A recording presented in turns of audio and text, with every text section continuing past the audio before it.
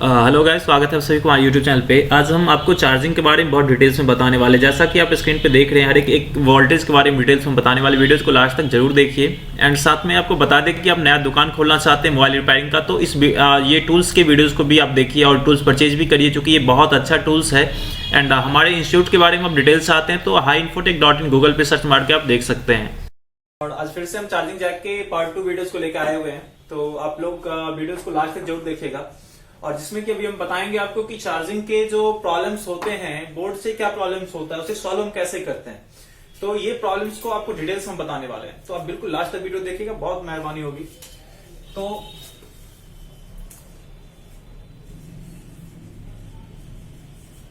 Charging circuit testing,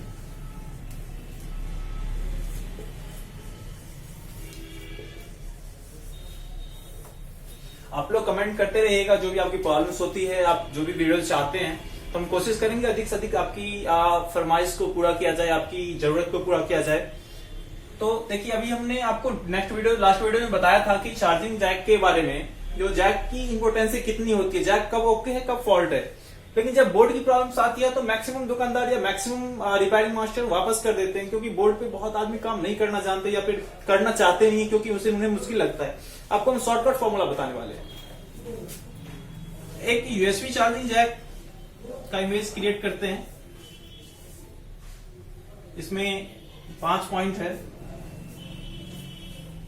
ये lock के pin होते हैं, इनकी पिन की गिनती नहीं करना आपने।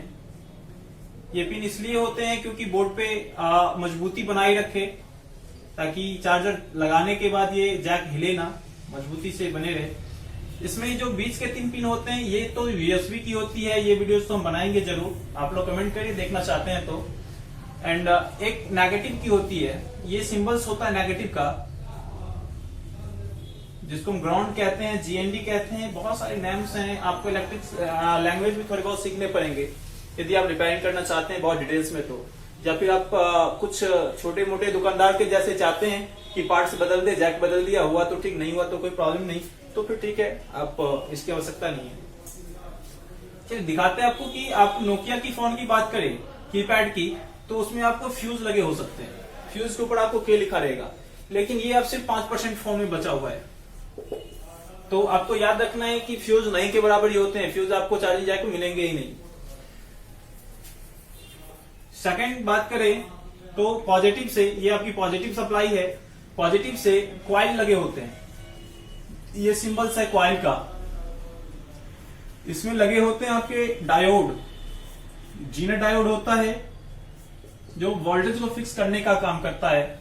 इसमें लगे होते हैं नॉन पोलराइज कैपेसिटर, ये एक से ज्यादा हो सकते हैं, एक से ज्यादा होते हैं। और उसके बाद लगे होते हैं आपके चार्जिंग आईसी, किस की, तो चार्जिंग की। ये चार्जिंग आईसी 6 पिन की हो सकती है, 8 पिन की हो सकती है, या फिर बॉल आईसी हो सकती है। चार्जिंग आईसी अलग अलग फोन में अलग अलग तरीके के हो सकते हैं, इसके लिए बिल्कुल कंफ्यूजन नहीं लेना है आपको। चार्जिंग आईसी से जो आउटपुट सप्लाई आती है, उसमें लगा होता है एक रजिस्टर, जिसका नाम होता है R22, या फिर इसका नाम और भी कुछ हो सकते हैं, R22, 3R9, 2R2, ऐसे कुछ नेम्स होते हैं जिसे आप इन्हें याद रखना है। या ऐसा कुछ भी दिखे और चार्जिंग बैटरी कनेक्टर के पास हो या चार्जिंग जैक के पास हो, तो आपको समझ जाना है ये चार्जिंग का ही सप्लाई है। ये आउटपुट होते हुए सीधा बैटरी कनेक्टर को वोल्टेज देता है।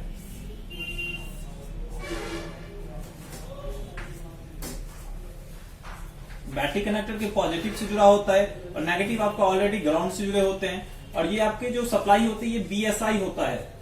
बीएसआई कहने का sense battery status inductor, statement inductor बोल सकते हैं आप। मतलब कि बैटरी की जो इंफॉर्मेशन होती है वो आपके आईसीस को देती है, बैटरी कितना % चार्ज है, जिससे कि आप स्क्रीन पे देखते हो कि आपकी फोन 70% चार्ज है, 40% चार्ज है, या आपका फोन चार्ज डन हो चुका है, कंप्लीट हो चुका है, 100% हो चुका है।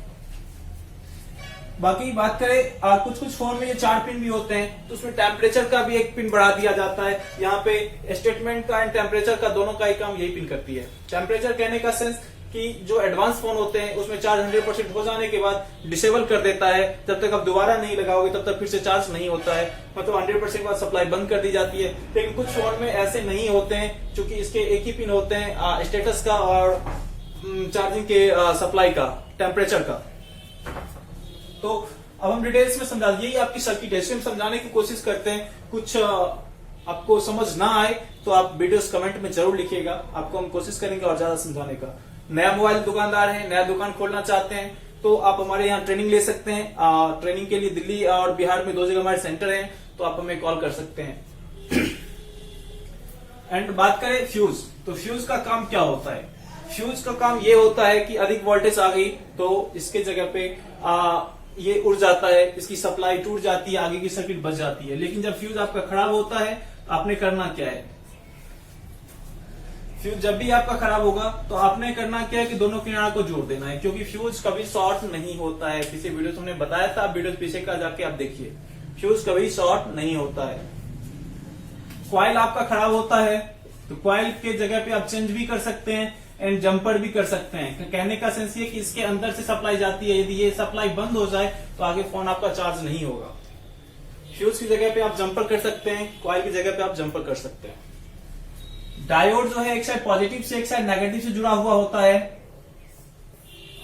खराब होने पे आप चेंज कर सकते हैं। नॉन पोलराइज खराब होने के बाद आप रिमूव कर सकते हैं। रिमूव करने का सेंस की हटा सकते हैं आप इसे, इसके नहीं रहने से भी आपका काम चलेगा। आप कहोगे कि चार्जिंग में नॉन पोलराइज कैपेसिटर कंपनी फिर क्यों देती है? कंपनी एक ही नहीं, एक से ज्यादा देती है। वोल्टेज मेंटेनेंस का काम करता है, वोल्टेज कभी कम या कभी ज्यादा होता है, उसको मेंटेन करने का काम होता है। तो ऐसी प्रॉब्लम्स, इसकी प्रॉब्लम्स तो होगी, कमी तो महसूस होगी, लेकिन इतना ज्यादा इंपॉर्टेंट चीज नहीं है नॉन पोलराइज कैपेसिटर। इसके नहीं रहने से भी फोन आपके चलेंगे। तो आपने ये याद रखना है, आईसी यदि आपकी 8 पिन की है, 6 पिन की है, आप इसे आसानी से चेंज कर सकते हैं। लेकिन ये आईसी बड़ी है तो चेंज करना आसान नहीं होगा। इसके लिए आपको बीजीए मशीन की आवश्यकता होती है, या आप एसएमडी से करते हो तो आपको बहुत ज्यादा ही मेहनत लगता है, बहुत ज्यादा ही एक्सपर्ट होना पड़ता है। सभी नॉर्मली आप नहीं करो तो ज्यादा बेटर है आईसीस को चेंज करने की कोशिश। यदि 8 पिन की है, 6 पिन की है तो आराम से आप करो, नॉर्मली हो जाएगा। यदि कुछ कुछ फोन में ऐसे होते हैं चार्जिंग आईसी निकालने के बाद आप वापस नहीं लगा पाते हो तो आपका फोन ऑन नहीं होता है। तो इस पर्पज से हम आपको ये कहना चाहते हैं कि यदि 6-8 पिन की है तो आराम से चेंज करो। यदि ज्यादा पिन की या बॉल की है तो आप चेंज करने की कोशिश ना करो, क्योंकि आपके पास एक से ज्यादा आईसीस होने चाहिए, क्योंकि लगाने में बहुत बार मिसमाइंडिंग होती है, उसकी वजह से प्रॉब्लम्स आ जाती है। चलिए बात करते हैं कि ये प्रिंट निकल जाने के बाद हम क्या करेंगे। ये सॉल्यूशन हमने बता दिया आपको। दूसरी तरीका एक और टेस्टिंग की है, पहले वो बताते, फिर इसके प्रिंट उखड़ने के बाद क्या होगा वो हम बताएंगे। तो जब इस प्रिंट की बात करें, सॉरी सप्लाई की बात करें, तो रेड वायर को आपने रखना है पॉजिटिव पे ब्लैक वायर से। पहले तो ये चेक करना है कि चार्जिंग जैक के पास जो कंपोनेंट्स लगे हैं, बैटरी कनेक्टर के पास जो कंपोनेंट्स लगे हैं, इनमें से चार्जिंग के कौन सा है। रेड वायर को आप पॉजिटिव पे रखते हो एंड ब्लैक वायर से जब चेक करते हो तो हर एक वो कंपोनेंट्स आपको बीप दे देगा जो चार्जिंग के पॉजिटिव सप्लाई से जुड़ा हुआ है। कंपोनेंट्स की आप पहचान कर लो, टिक कर लो, फिर बारीकी से 1 बाय 1 सभी कंपोनेंट्स को चेक करो। जो भी कंपोनेंट्स खराब हो उसे रिमूव कर दो, चेंज कर दो, जंपर कर दो। जो भी आपके ऑप्शन अप्लाई होते हैं वो ऑप्शन आप अप्लाई कर सकते हो।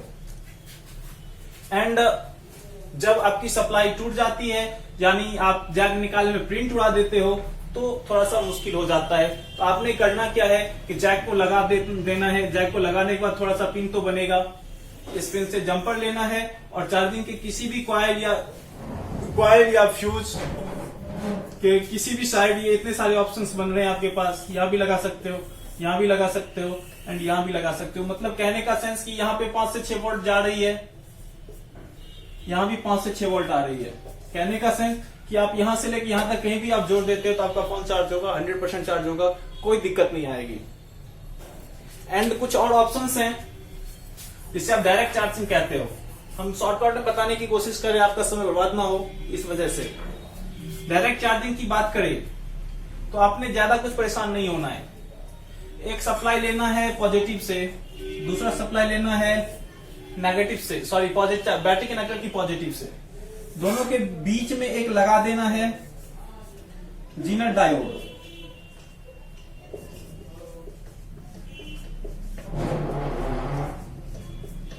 जीनर डायोड लगा देना है। इस जीनर डायोड की कैपेसिटी होनी चाहिए